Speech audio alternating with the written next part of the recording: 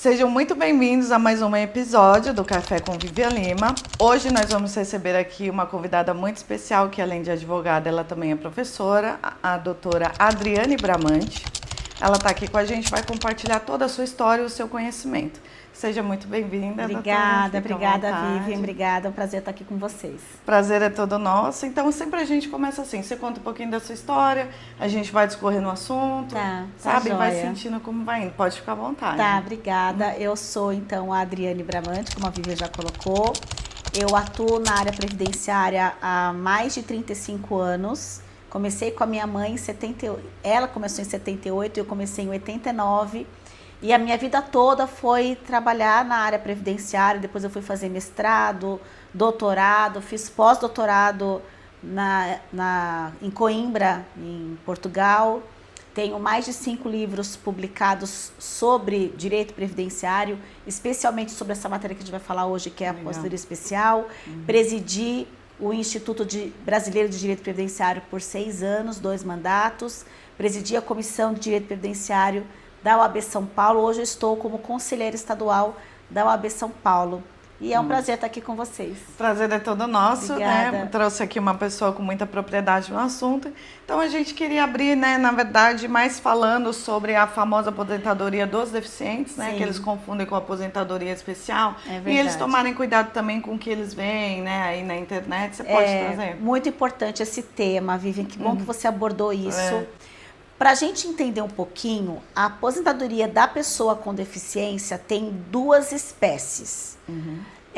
Por tempo de contribuição e por idade. E quando a gente fala de aposentadoria da pessoa com deficiência, não estamos falando de BPC, que é o benefício de prestação continuada, que é aquele em que a pessoa tem que ter situação de miserabilidade, não exige contribuição. Esse é um outro benefício.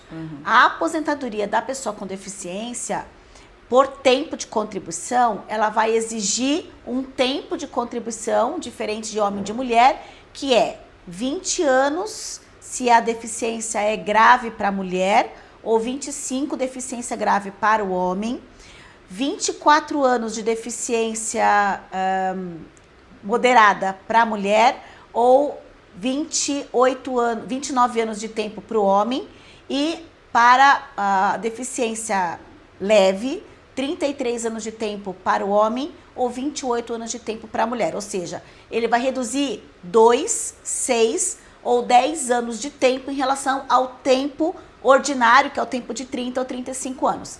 Para essa aposentadoria, a pessoa tem que ter esse tempo mínimo de contribuição, não tem um número de anos exato para que ele tenha deficiência, ele precisa ter uma deficiência de longo prazo, que no mínimo de 2 anos, mas não tem idade mínima. E essa é uma aposentadoria que vai depender do grau de deficiência. Como eu disse, cada grau vai exigir um tempo de contribuição. E o grau se divide em leve, moderado ou grave. O segurado que tiver direito a esse benefício vai passar por uma perícia médica e uma perícia social. E é importante, Vivian, a gente esclarecer que o valor do benefício depende das contribuições do segurado. Essa semana eu atendi uma cliente que ela veio dizendo que ela teve poliomielite desde a infância e que realmente ela tinha um problema, tem 59 anos de idade e ela queria aposentar por deficiência. E no caso dela, a deficiência seria a aposentadoria por idade da pessoa com deficiência, que é uma outra modalidade de aposentadoria que vai exigir 55 anos de idade para a mulher, 60 anos de idade para o homem e 15 anos de contribuição com deficiência. Então a pessoa tem que ter 15 anos contribuídos com deficiência. E nesse caso a segurada tinha esse direito, ela completou, ela já estava com 59 anos, tinha poliomielite, tinha deficiência, um pé ela calçava 34, outro 36, e tinha ali vários problemas de deambulação, enfim. Dava o direito a ela. Só que quando eu fiz o cálculo do benefício, ela teria direito a um benefício de um salário mínimo. Ela regalou um olho assim e falou assim, não, doutora, imagina, eu vi um vídeo dizendo que eu vou ganhar 8 mil porque é por deficiência. Eu falei, não. Uma coisa é uma coisa, outra coisa é outra coisa. Não é porque você tem deficiência que o valor do benefício é 8 mil. Pode ser que chegue a 8, sim, desde que você tenha contribuído sobre o teto. Exato. Por quê? Porque é uma aposentadoria que, no caso da tempo de contribuição, não tem redutor, não tem fator previdenciário. O cálculo é a média das suas contribuições. E na aposentadoria por idade, o cálculo é 70% mais 1% a cada grupo de 12 contribuições. Se a pessoa tiver 30 anos de contribuição, 70 mais 30 vai pegar 100% da média. Mas é a média do que a pessoa contribuiu. E não a média, e não o número ilusório de 8 mil reais. Ninguém adivinha, não existe um benefício com um valor definido. O benefício sempre será pago de acordo com as suas contribuições e não com a contribuição aleatória, sem nenhum valor. O único benefício que a gente sabe que é certo é o de um salário mínimo, porque ninguém pode receber menos do que isso. Sim. Ou seja, pelo menos um salário mínimo, com certeza a pessoa que vai se aposentar vai receber. Mas a partir desse valor, precisa calcular as suas contribuições e o INSS vai apurar as contribuições desde julho de 94 para que ele possa fazer o cálculo do benefício. E aí, essa cliente ficou assim, em choque. Ela falou, não, doutora, eu ouvi, eu vou então na advogada que falou que vou receber 8 mil. Eu falei, a senhora pode ir para o fim do mundo. Onde for, porque não é milagre. O direito está definido em lei e ele é calculado de acordo com suas contribuições. Eu acho que assim, o mais grave também, além de tudo isso, que é o cálculo que é uma grande importância, é a comprovação também, né? Exatamente. Da deficiência em si. Sim, Precisa do laudo específico comprovando o tempo, né? Sim. Se é moderado, se não é. E a forma que as pessoas às vezes acabam trazendo na internet, principalmente quando é ligado à doença, por isso que inclusive eu quis te trazer para cá, para mostrar para eles que não é tão simples assim. Não é. Né? Principalmente quando trata assim de aposentadoria, ele tem os graus. A gente precisa comprovar tudo isso. E na verdade a gente nunca sabe o grau. Porque o grau depende das perícias.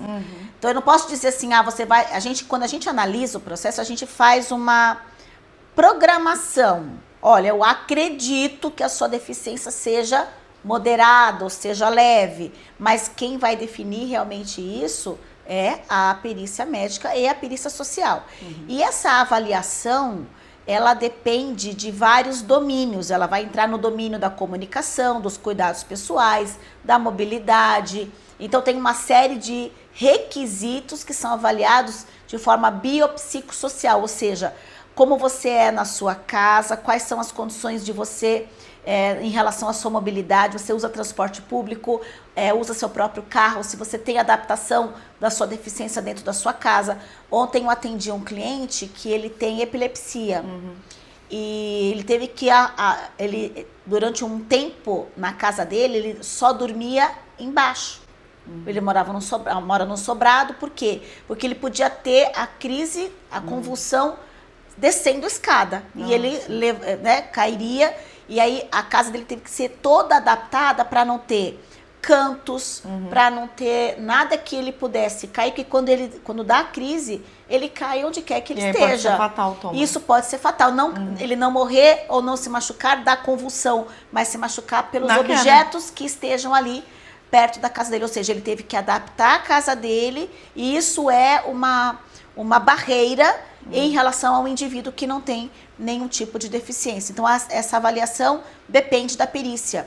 E é importante a gente quebrar também uma ideia, uma falsa ideia de que, por exemplo, todo mundo que tem visão monocular vai se aposentar com deficiência leve. Não. Temos uma lei que estabeleceu que a visão monocular é uma deficiência leve, mas sob o ponto de vista previdenciário, vai depender das avaliações periciais e da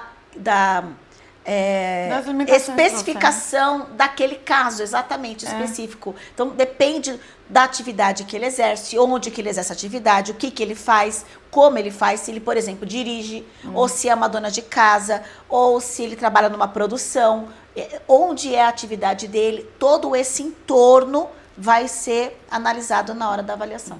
Eu acho até interessante a gente trazer, porque eles precisam entender que tudo depende da vida daquela pessoa, do decorrer do cotidiano, né? Então, assim, a gente não se baseia apenas, ele tem um laudo com CID e tá tudo bem. Tem casos, né, que a pessoa pode ter uma doença incapacitante, mas não para a atividade dela. Exatamente. Às vezes tem pessoas que têm problema no coração, um exemplo, né? E se ela trabalha sentada, pode trabalhar normalmente. Exatamente. Então, né, não é a deficiência em si. Eu gosto de trazer isso no meu canal, de verdade, porque eu acho que eles estão objetivando muito o direito, principalmente quando fala de doença. Dá pra gente falar, aposentadoria por idade.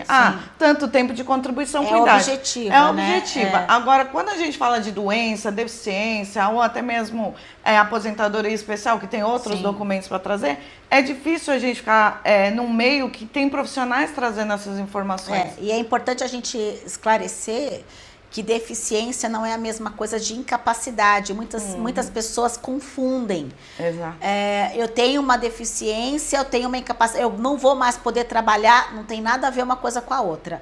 Não é aposentadoria por invalidez ou por incapacidade permanente. O benefício é a aposentadoria da pessoa com deficiência, que apesar da deficiência trabalha, e mesmo que ela se aposente por deficiência, ela pode continuar trabalhando normalmente. Não há nenhum impedimento. Que é incapacitante, ela não pode trabalhar. Exatamente. Quando ela está aposentada por invalidez ou por incapacidade permanente, neste caso, existe uma incapacidade para o trabalho. Exato. Aí ela não pode trabalhar, mas é completamente diferente dessa por deficiência. É legal também, porque assim, tá super à tona, né, o autismo, né, e as pessoas ficam me perguntando em relação, assim, você deve ter bastante cliente com autismo, você pode explicar para eles, por exemplo, eu vejo assim, é muito diferente você pegar uma criança com autismo e um adulto. Sim. Porque o adulto pode ser, dependendo do grau, que ele possa trabalhar. Claro. Agora, a criança, dependendo da situação em relação às demais crianças, pode ser que eu consiga um BPC para ela de início, né?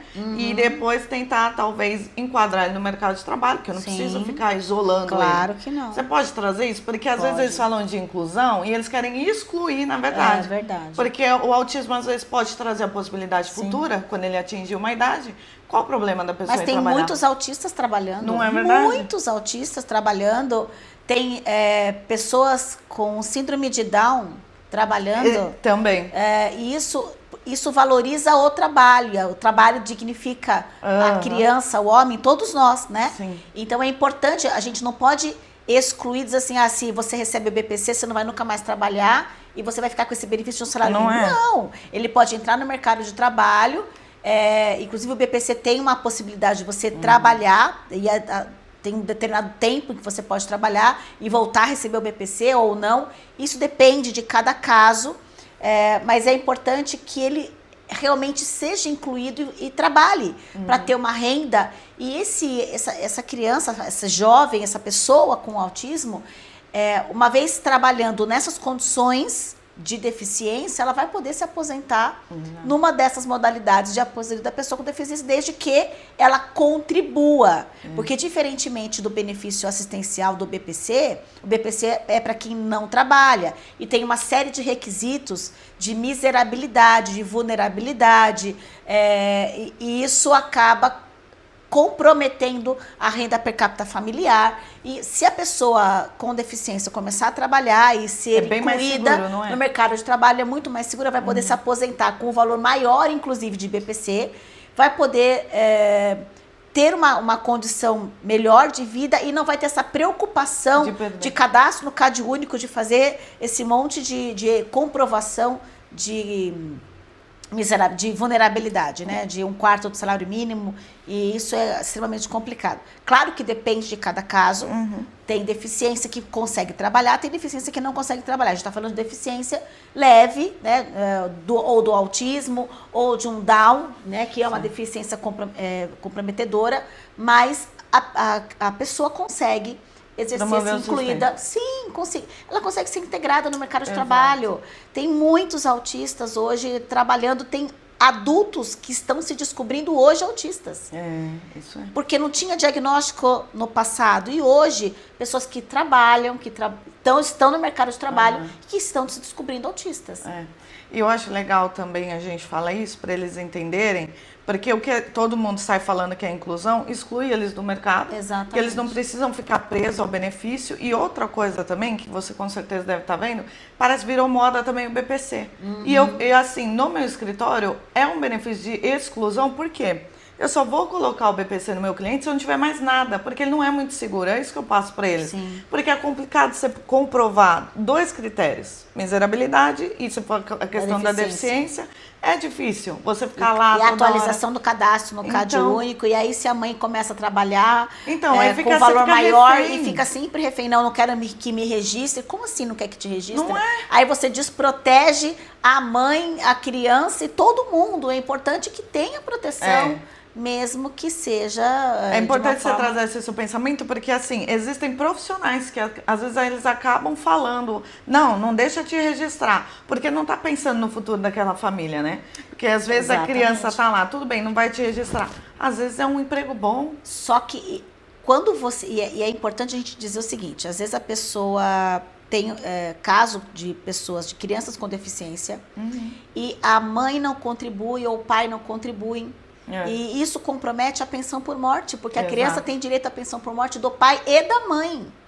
E tem direito, se ela entrar no mercado de trabalho, a aposentar por invalidez, por incapacidade permanente. Então é uma casa que pode ter 3 benefícios, uma criança que pode ter 3 benefícios no futuro, né? No caso de morte dos pais, e aí vem a importância dos pais de crianças com deficiência, deles contribuírem para a Previdência, porque ao contribuir eles estão protegendo o seu filho. E o benefício hoje de pensão por morte, ele é 100% quando tem deficiência. Não tem os 50 mais 10. É o que a gente chama de maior inválido, é legal até você trazer para eles, que eles ficam confusos, né? Aí como que comprova quando ele é maior inválido, a deficiência tem que existir antes da morte? Antes da morte, inclusive foi afetado ontem um tema sobre isso no STJ, que é um tema, foi afetado ontem, deixa eu ver o tema, qual o número do tema, porque foi... E o maior inválido, gente, porque eles falam às vezes de uns termos que parecem forte. É só aquele adulto, né? Ele já alcançou a maioridade, mas que ele possui uma deficiência de um grau alto. Ele não consegue promover o seu próprio sustento. Exatamente. E ele depende dos pais. Mas esses são os termos que a gente usa. A gente usa inválido, a gente usa... incapacidade. Né? Saiu aqui a decisão do STJ, definir se o filho maior inválido com renda auferida da concessão de benefício previdenciário pode receber o benefício de pensão por morte. Somada, essa discussão, acumula, né? Exatamente, que foi afetada ontem pelo STJ. Então, também vamos aguardar a decisão do Superior Tribunal de Justiça. Mas, de toda forma, é importante que a criança, o filho com deficiência, seja informada da deficiência quando vai pedir pensão por morte. Porque, às vezes, você tem a morte por exemplo, de um pai, e aí a mãe com aquele filho com deficiência vai pedir o benefício de pensão e ela coloca o filho e ela como dependentes. Só que ela não informa, às vezes, que esse filho tem deficiência. E quando há um requerimento em que o filho não inclui a informação da deficiência, o benefício tem uma cota, a cota dele extinta aos 21 anos. Porque a cota dele vai acabar quando ele fizer 21 anos. E, na verdade, não tem que acabar, porque ele tem deficiência, e aí ou incapacidade ou invalidez, e aí isso vai até... não tem a cessação, limite, né? Não tem data limite. Se ele não informa, ele acaba sendo cessado. Ele acaba quando cessado aos atinge 21 a anos. maioridade. Exatamente. E assim, parece óbvio, gente, mas a pensão por morte tem que estar contribuindo, Tem que estar contribuindo, porque isso é vai todo mundo importante. deixar isso aí. Não tem que ter carência, mas tem que ter 18 meses de contribuição para o cônjuge ou para a companheira, para que o benefício seja pago por mais de 4 meses para esse cônjuge ou essa companheira. Para os filhos não tem essa exigência, mas tem que estar com qualidade de assegurado. Então, muita gente não contribui e aí acontece muito, gente, muito. De ter um AVC, de ter um infarto, de sofrer um acidente, porque a morte a gente nunca sabe. A gente sabe que vai chegar um dia, só que a gente não sabe quando. A gente tem que sempre estar preparado para ela. E aí é importante que a gente contribua, porque se não contribuir e vir a falecer, você desampara os seus dependentes, filhos, a família, né, de uma forma geral. Então é importante que tenha essa consciência da contribuição. Eu acho legal, eu entendi que o seu escritório, eu acho que ele tem o mesmo raciocínio que o meu, né? A gente, não é que a gente fica incentivando as pessoas a contribuir, é que a gente pensa na maior segurança a longo prazo para o cliente. Exatamente, na proteção né? previdenciária. Na proteção, realmente, porque... Tudo bem, se eu pego, depende do caso, se vem alguém muito hipossuficiente, não tem como contribuir. Mas a gente sempre está ali orientando, explicando, né, o que é bom, o que não é. Tenta não enquadrar 100% no BPC, porque eu juro pra você, às vezes eles me ligam, eu quero aquele BPC. E você vai abrir o CNIS da pessoa, tem 14 anos de contribuição. Não vale a pena, paga um Entendeu? ano e aposenta por idade. Paga um ano, exato. Por quê? A aposentadoria é muito mais segura, fora por invalidez. E mais vantajosa, não é? porque tem o abono anual, né? Eles recebem o 13º. Pode originar uma pensão por morte. Pode, né? então. E aí, na parte dentro ali da deficiência, doutora, que eu queria que você também explicasse, quando eles estão lá trabalhando, para se aposentar, precisa do laudo e da comprovação do longo prazo, né? Tem mais algum detalhe? Sim, na verdade, sim. Na aposentadoria da pessoa com deficiência, o que mais é importante é comprovar a deficiência. Uhum. Então, nesse caso, não é necessário tanto documentos atuais, mas documentos pretéritos. Quanto mais antigo o exame, quanto mais pretérito for a data daquele documento, aquele exame, porque o perito vai precisar avaliar a data do início da deficiência. Ou seja, ele não vai avaliar só a deficiência hoje e as barreiras, mas ele tem que informar no processo a data de início da deficiência. Se eu tenho um exame, por exemplo, essa cliente que eu atendi, que tem poliomielite, desde a infância, então só que como é que eu provo isso? Uhum. Eu tenho que trazer documentos lá do posto de saúde de onde ela passava. Ela diz assim, mas Adriana, eu não tenho. A escola que eu estudei, fechou. E o hospital? Fechou, eu não sei, é lá no Piauí, eu tenho que ir lá. Então, tem que fazer um levantamento desses exames. Ela me contou que o pai carregava ela nas costas para ir levar para a escola, porque ela não conseguia andar. E ele acabou vindo do Piauí para São Paulo, porque aqui tinha mais condições, naquela época, de dar um atendimento melhor para ela no estado da questão da saúde. E realmente depois ela começou a andou com 9 anos. Mas ela precisa de documentos daquela época. Uhum. Eu preciso provar que a deficiência começou lá atrás. Claro, tem deficiência que é congênita, tem deficiência que começou por um acidente. Aí eu tenho que provar a data do acidente, o boletim de ocorrência. Tem que ter uma maneira de você demonstrar que aquela deficiência começou naquela data pretérita. Esse é o documento mais importante. Então, tem que buscar prontuário médico lá do hospital que passou, relatórios médicos, exames daquela época, receituários, buscar informes do próprio INSS, por exemplo. Se você ficou afastado por causa desse problema, por incapacidade, ficou em auxílio-doença, como era chamado antigamente, você pode buscar no próprio INSS, tem um link, que é a busca dos laudos, e que você consegue acessar os laudos dos processos de benefício por incapacidade para você, então, fazer a pesquisa, e nesses laudos tem a informação médica da sua avaliação pericial. Isso é muito importante, até parece óbvio, mas não é, porque eu vejo também muito profissional só se respaldando com o laudo atual, né? E aí tem o benefício ou o pedido negado e não entende por quê. Não. Porque o mais importante para nós, até num todo, não só de aposentadoria, mas até quem quer o BPC, a gente tem que comprovar que é a longo prazo, né? Que aquela pessoa não começou de agora. Exatamente. Que faz já um tempo que ela tá com aquelas dificuldades, que no meio do pessoal ela tem uma diferença, né? Então, assim, essa parte que você trouxe eu acho muito importante, eu gostei bastante, porque o previdenciário ele virou moda, né? Mas, assim, eu conheço desde nova, comecei com ele e eu sei do seu histórico, né? Inclusive, eu acho que você deu aula para minhas professoras, que eu vejo que todas elas estão lá. Eu fiz especialização com grande parte delas, que eu vi lá no seu Instagram. E eu acho legal, porque só quem está há muito tempo tem esse cuidado. de mostrar o longo prazo, de informar para o cliente a importância de tentar manter a qualidade segurado, porque o pessoal vai pegando tudo à moda, vai falando, vamos fazer o BPC, só pega lá o laudo F84, não sabe, porque você vai juntar um laudo só com F84, que eu tento explicar aqui exaustivamente, o CID para mim não importa, quais são as limitações? Porque é isso que faz a gente ganhar o processo. Exatamente. Então, assim, gente, eu quis trazer a professora também por conta disso. Vocês precisam entender. Tem a doença, tem a deficiência, tem que ter a limitação. Tem que ter um impedimento ou de promover seu sustento, ou falando da parte de incapacidade, até o acidentário.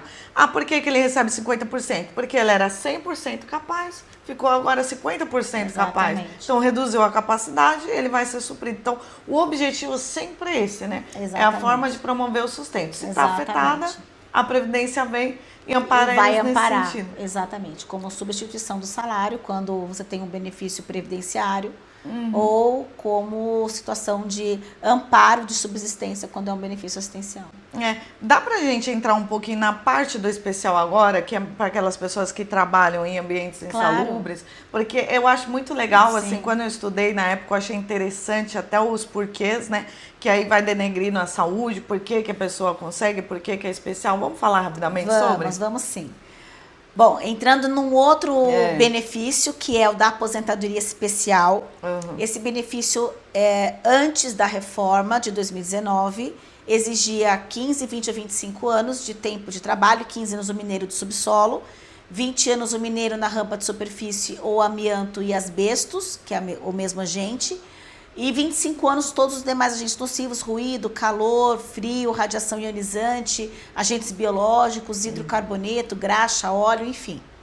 E aí, depois da reforma, esse benefício passou a ser exigido também a idade mínima, de 55 anos quando o benefício é de 15 anos, do mineiro de subsolo, 58 anos se é a de 20 anos, ou 60 anos de idade, a de 25 anos. Mas, alternativamente, se você já trabalha na atividade especial ou já estava afiliado ao regime geral, ao INSS, antes da reforma, você pode completar pontos. E aí, a maioria daqui da região de São Paulo é 86 pontos com 25 anos de efetiva exposição a agentes nocivos. E esses agentes nocivos, eles podem ser ruído, tem muitas empresas metalúrgicas, laminação, siderurgia, que tem muito barulho e que dá direito ao enquadramento do tempo especial. Os médicos, enfermeiros, que trabalham na área da saúde, o coletor de lixo, quem trabalha com laboratórios de autópsia, anatomia, esvaziamento de biodigestores, quem trabalha com fossas, tanques de esgoto também dá direito. Então tem uma série de agentes nocivos que ensejam o direito a esse benefício, que na verdade vai exigir menos tempo e menos idade, porque a idade, se você não está na transição, ela é 65 anos para o homem e 62 para a mulher. Se você tem o enquadramento de tempo especial, você pode antecipar a sua aposentadoria e completar o direito antes desse requisito da idade. E aí cada caso pode ser analisado individualmente, mas em linhas gerais, cada tempo especial ele aumenta para o homem 40% e para a mulher 20%. Por exemplo, se eu tiver um homem que trabalhou 10 anos numa atividade especial, esses 10 vão para 14. Ou seja, eu aumentei 4 anos no tempo de trabalho dele. E isso pode representar uma antecipação da regra de pontos, uma antecipação da regra de idade, ou mesmo uma melhora no cálculo do benefício, porque quanto mais tempo ele tiver, também melhor será o cálculo da aposentadoria. Agora, o INSS não é fácil para enquadrar esse tempo especial, não. O INSS é bem rígido. 94% dos benefícios previdenciários hoje, segundo a estatística do INSS, são indeferidos, são concedidos pela justiça ou pelo recurso. E aí é importante que o trabalhador vá atrás dos formulários de insalubridade. Esse formulário se chama PPP, que é o Perfil Proficiográfico Previdenciário. Esse PPP a empresa fornece e através deste formulário é que o segurado consegue comprovar a exposição a esses agentes. Qual que é o problema? O problema é que o INSS é extremamente rígido nas informações deste formulário. Para vocês terem uma ideia, eu tenho um livro, se chama Dissecando o PPP. Está na 3ª edição, a primeira edição tinha 200 páginas, hoje está com quase 500, porque cada vez o INSS é mais exigente, é mais coisas. E cada PPP é um mundo. Cada campo do PPP tem umas informações completamente divergentes e o INSS é extremamente exigente com esse formulário. Se tiver um ruído bem bacana de 100 decibel, por exemplo, mas se tiver uma informação errada da técnica utilizada, ou a falta do carimbo, a falta do cargo de quem assinou, o INSS já não aceita, apesar do nível de ruído estar alto. Ou seja, não é só o critério do agente nocivo, mas o critério formal também deste documento influencia bastante na concessão.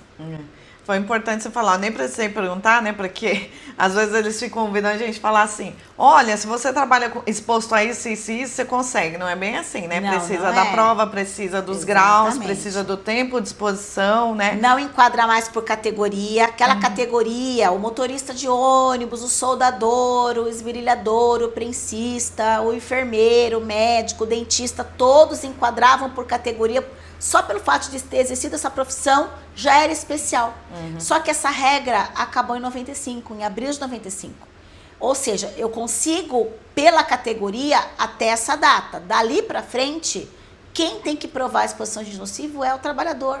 E aí isso vai depender do PPP, vai depender do LTCAT. Se a empresa faliu, não está mais aberta, tem que ir atrás desse formulário, ou tem que ir atrás do síndico da massa falida, ou fazer uma perícia por similaridade. É um processo judicial que vai demorar 3, 4, 5 anos para sair, mas sai. Sai, né? Sai. E eu acho que assim, tem que ser especialista na área, porque antes mesmo de você fechar, é o que eu falo, né?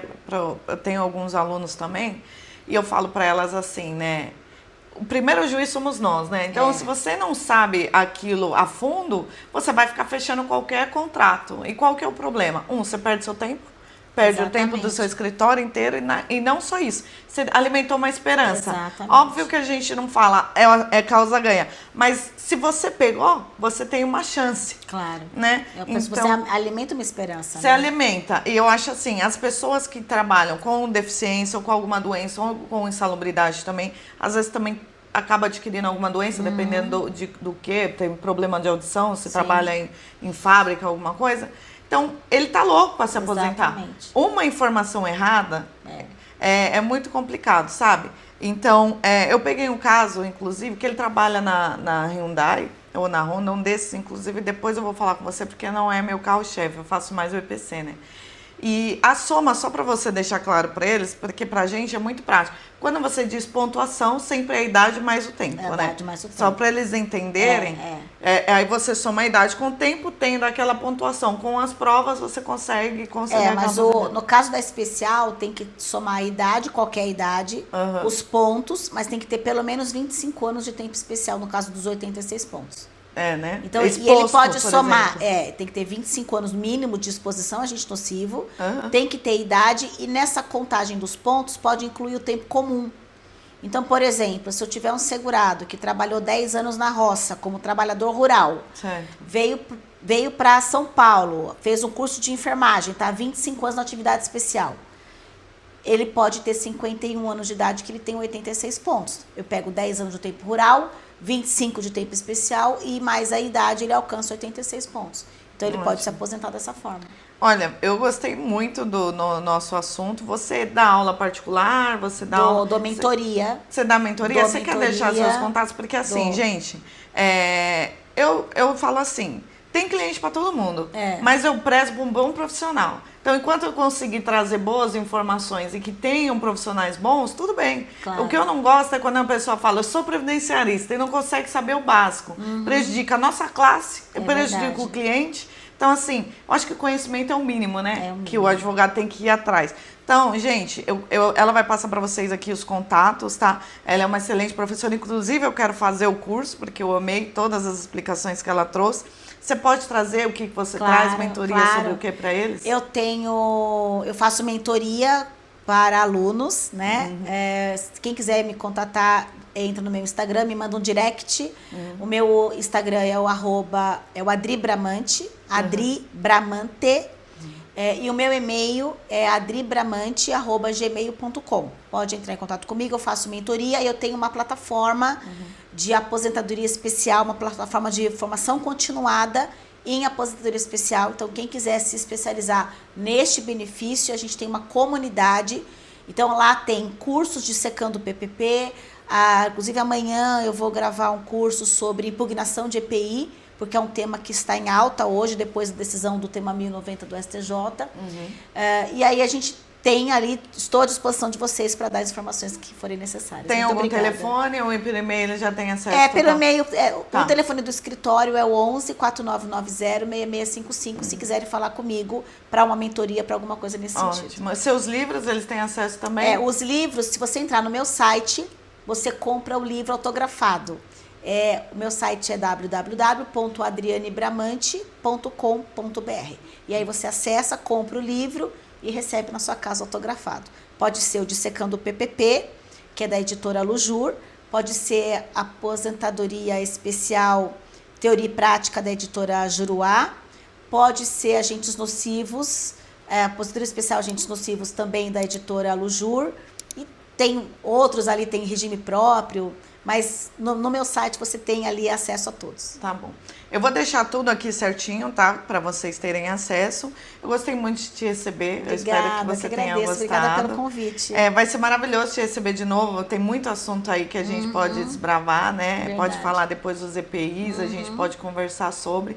Mas a princípio eu quis trazer bastante. Vocês entenderam que ela é ótima no que ela faz. Eu gostei muito. Eu acho que a gente tem muita coisa em comum nos pensamentos, né?